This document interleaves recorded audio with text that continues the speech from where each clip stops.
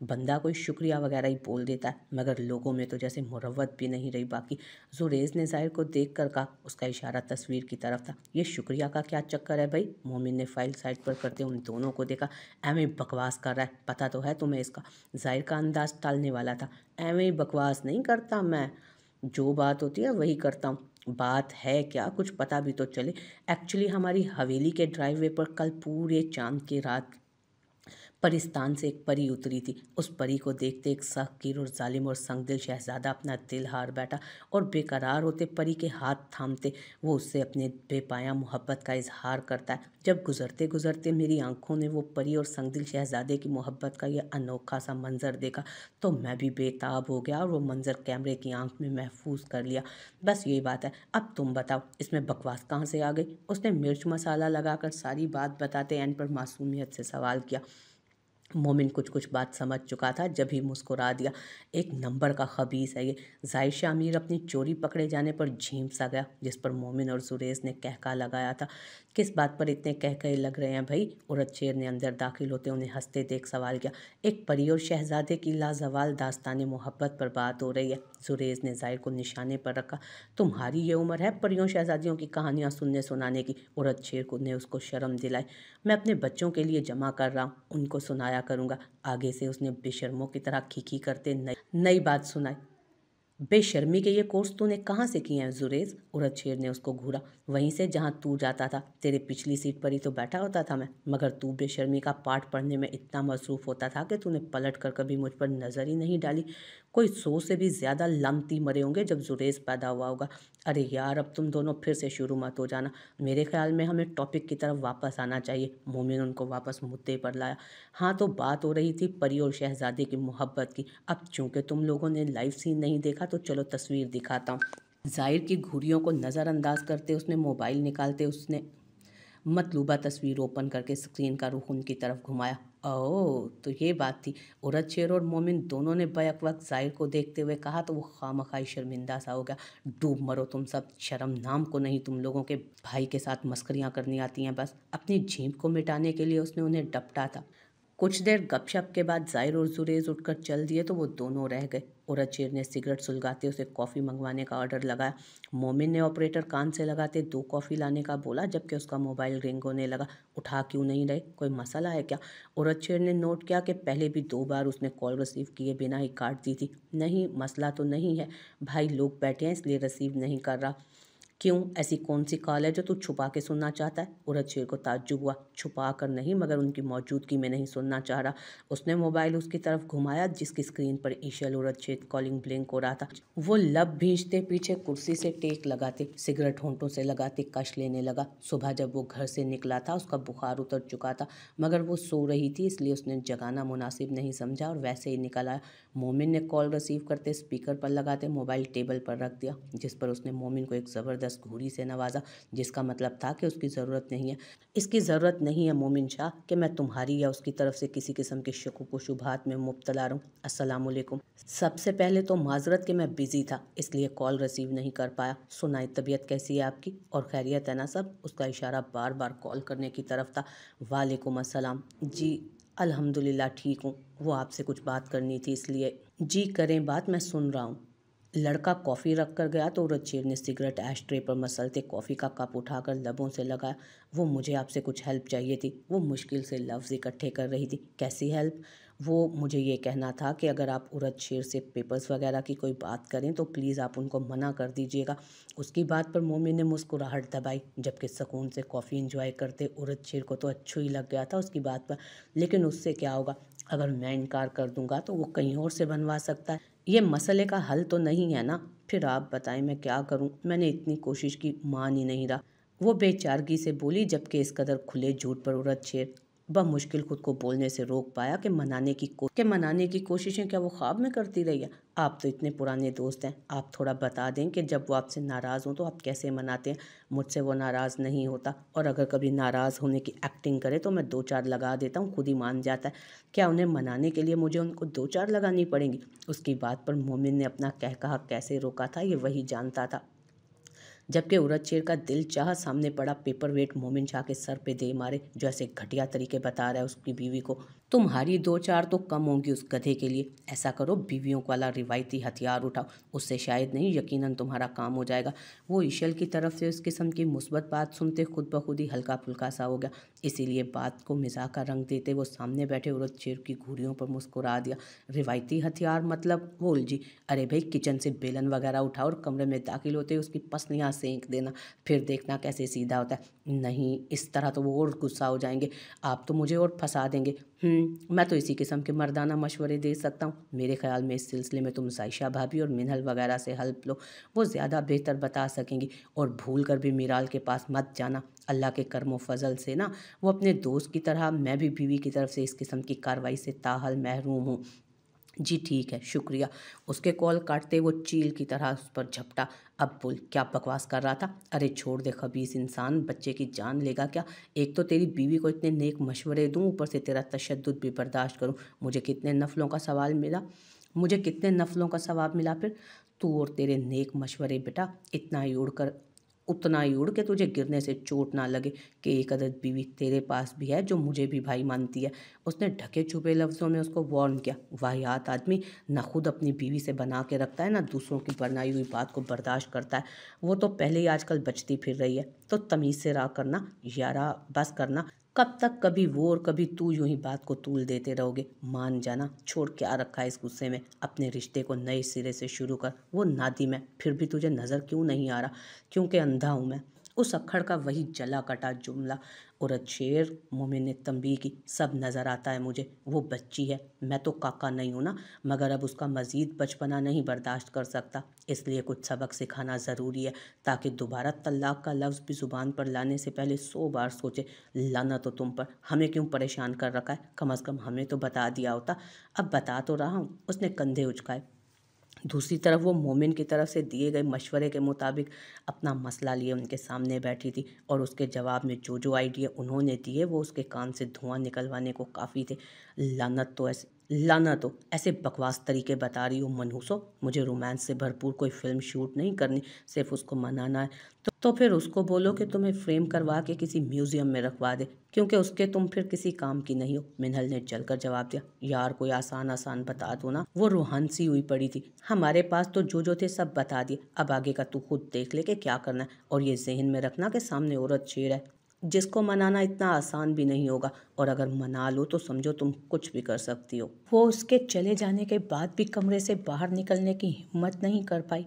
पता नहीं ऐसा क्या था कि वो किसी से ना दबने वाली, बल्कि दिल शेर को भी उसने कब किसी खातिर में रखा था, मगर अब हैसियत बदल चुकी थी। अब वो अजनबी नहीं था कि उसकी इस किस्म की हरकतों को नज़रअंदाज करके आगे बढ़ जाता।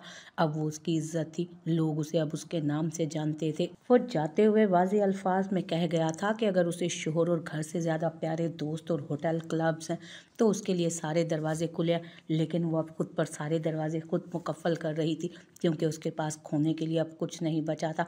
इस घर में उन सब के साथ रहते हुए उसको अच्छे से अंदाज़ा हो चुका था कि अगर उसने ये घर छोड़ा तो कहीं पनाह ना मिलेगी। वो सब सुबह से कई बार उसके कमरे का चक्कर लगा चुकी थी, मगर वो बाहर निकलने पर रजामंद न थी। मैं तो अपने बेटों पर हैरान हूँ कि किस पर जा पड़े हैं। इतना शदीद किस्म का गुस्सा। उरद शेर का तो मानने में आता है, मगर दिल शेर को घर में कभी किसी ने इतना गुस्से में नहीं देखा था। मुझे तो समझ नहीं आती कि मसला क्या हुआ है उन दोनों के दरमियान। वो रात भी जाने कब आया था और सुबह भी मुझसे मिले बगैर निकल गया। बच्ची बेचारी को जाने क्या कहा है कि एक कदम भी बाहर निकलने को राजी नहीं कमरे से। वो सुबह से कुड़ रही थी। आप सर पर क्यों सवार कर लेती हैं चीज़ों को? मियाँ बीवी के दरमियान बहुत सी बातें हो जाती हैं, होगा उनका कोई आपसी मामला, खुद ही सुलझा लेंगे। आप दिलशेर की तबीयत से अच्छी तरह वाकिफ़ हैं। वो बिला वजह बात बात उखड़ने वाला बंदा नहीं है। उसको छोटी मोटी बातों पर गुस्सा भी नहीं आता, ये हम सब जानते हैं। तो अब जो ऐसा हुआ है, यकीनन वजह कोई ना कोई ऐसी होगी कि वो अपना आपा खो बैठा। हानिया को डायरेक्ट अपने कमरे में ले जाना इस जानिब इशारा करता है कि बात कोई सीरियस है या ऐसी है जो उसकी तबीयत पर गिरा गुजरी है। आप हर बात पर खुद को परेशान करना छोड़ दें। हमने अपने बच्चों की ज़िंदगी की ऊंच नीच, गलत सही, हलाल हराम, जायज़ नाजायज़, गुनाह सवाब, हर चीज़ खोल कर अपने बच्चों को बताई और समझाई और सिखाई है। बाकी उनको अपनी अकल इस्तेमाल करके फ़ैसले करने दें, और ये यकीन रखें कि इंशाल्लाह वो अपने लिए बेहतर फ़ैसला करेंगे। बाकी मैंने बुलाया है उसको, घर आता है तो बात करूँ करूँगा और मालूम करने की कोशिश भी करूँगा। एहान ने उसको प्यार से समझाया। जायशा ने कमरे में कदम रखा तो फिर से कहीं जाने के लिए वो तैयार खड़ा था, जबकि रात भी उसको इमरजेंसी में जाना पड़ गया था। रात से सुबह और सुबह से दोपहर और अब दोपहर से शाम होने को आई थी। उसकी कोई खबर ही ना थी। अभी कुछ देर पहले ही घर आया था। वो खामोशी से कॉफ़ी का मग लेकर आगे बढ़ी। साइड टेबल पर कॉफ़ी का मग रखकर उसने शू रैक से उसके लिए शूज़ लाकर बेड के पास रखे और कोट उठाकर उसकी जानिब बढ़ी। कोट पहनाकर वो ड्रेसिंग टेबल से उसकी घड़ी उठाकर उसको पहनाने लगी, मगर ये सारी कार्रवाई बहुत खामोशी से तय पाई थी। इतना गुस्सा कि ना देखेंगी ना बात करेंगी, तो ये सब कर क्यों रही हैं? वो दिलचस्पी से उसे अपने साथ लगाते लाड से बोला, बेगम के गुस्से का एक बड़ा फ़ायदा है, सारे काम खुद करती है, वरना तो पास ही नहीं आती। वो उसे बोलने पर उकसा रहा था, मगर कोई रिस्पॉन्स ना मिला तो उसको यूं ही साथ लगाए बेड पर आ बैठा। वो जो उठने को थी, उसने मौका दिए बिना उसको खींचकर गोद में बिठा लिया। जायशा ने गुस्से से उसको देखा, जिस पर वो खुलकर मुस्कुरा दिया। मैं सुबह सरजद होने वाली गुस्ताखी के लिए सच में माजरत खाऊं, मगर मैं उस टाइम वाकई बहुत मसरूफ़ था। ये तो देखो कि मैं ऑन ड्यूटी था यार, नहीं उठा सका कॉल, मगर फ्री होते मैंने कितनी कॉल्स की, मुसलसल नंबर बंद था। वो उसके बालों पर चेहरा रब करते वजाहत देते बोला, मैंने कुछ कहा आपको? आप करें अपनी ड्यूटियाँ, किसने रोका है आपको? जाएं जहाँ जा रहे हैं, मुझे भी बहुत काम है, छोड़े मुझे। उसने कसमसाकर रूठे रूठे अंदाज में उससे दूर होने की कोशिश की। ऐसी की तैसी तुम्हारे कामों की, जो 2 घड़ी को आया हूँ ना, पास बैठो मेरे, फिर जाना है मुझे। मजीद उसको खुद में भींचते उसने धौंस भरे लहजे में कहा, सॉरी ना यार, अब कैसे यकीन आएगा तुम्हें? क्या मेरी चाह या तवज्जो में कोई कमी देखी है जो यूं रिएक्ट कर रही हो? मैं उस टाइम ऑफिस में नहीं था यार, फील्ड में भी बहुत से मसले मसाइल देखना पड़ते हैं। तुम्हारे सामने साथ ही सोया था, जब इमरजेंसी में कॉल आ गई तो जाना पड़ा। वो जानता था कि अभी ये सब नया था उसके लिए, मगर उसे बहुत आराम से उसको हैंडल करना था और सबके लिए ज़हनी तौर पर तैयार भी करना था। और उसका काम तो उसका जुनून था, जिस पर किसी तरह का कॉम्प्रोमाइज़ नहीं हो सकता था। मैंने कब कहा कि नहीं करें काम, मगर मैं इस टाइम घर में होने वाले मसले की वजह से परेशान हो गई थी। वो शायद उसकी बात समझ चुकी थी जब ही वजह बताई। क्या मसला हो गया था घर पर? वो यकदम कॉफ़ी का उठाया जाने वाला कप फिर से वापस रखते उसकी तरफ मुतवज्जो हुआ।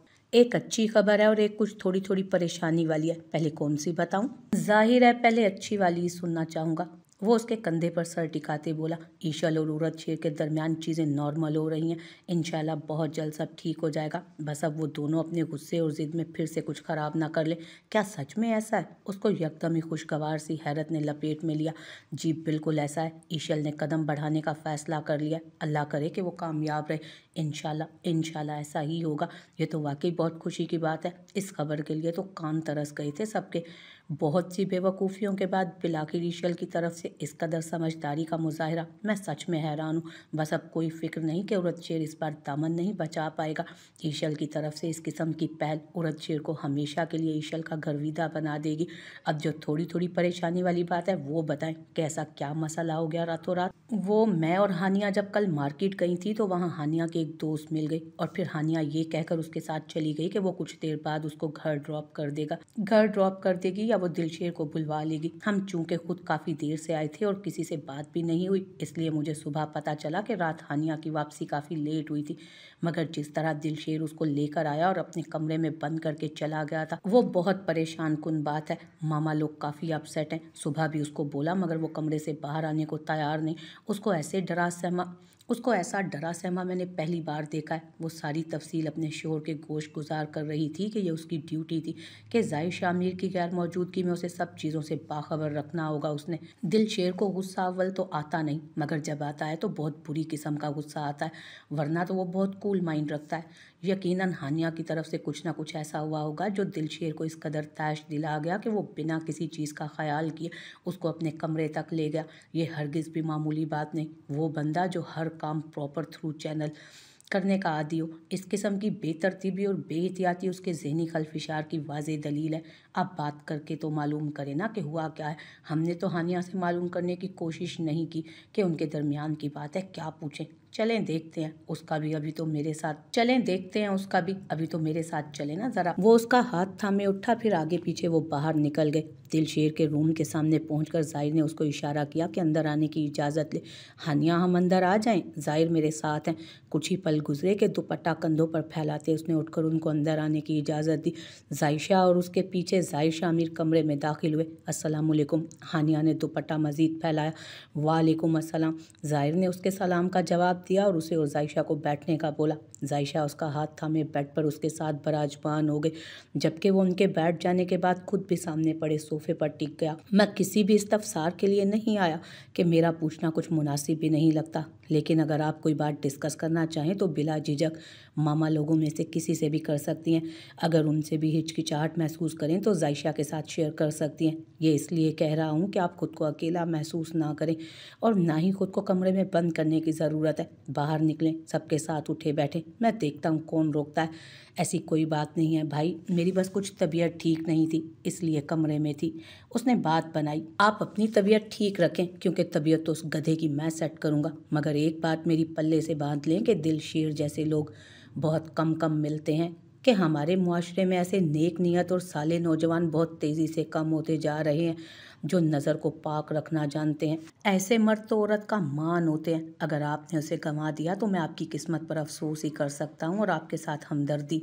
उसे गंवाना नहीं चाहती, तभी तो सारे रास्ते, सारे दरवाजे अपने लिए खुद बंद कर लिए, वरना वो सुबह फैसला सुनाकर जाते हुए कमरे का लॉक खोल गए थे। झुके सर के साथ उसने ठहर ठहर कर अपना जवाब मुकम्मल किया। बहुत अच्छी बात है, और आप खुद देखेंगी कि ये फैसला आपके लिए कितना बेहतरीन साबित होगा। अब उठें और चलें बाहर, सब परेशान हैं। वो बुरी फंसी थी एक तरफ वो बुरी फंसी थी। एक तरफ दिलशेर का गुस्सा था तो दूसरी तरफ जायशा अमीर की रौबदार शख्सियत।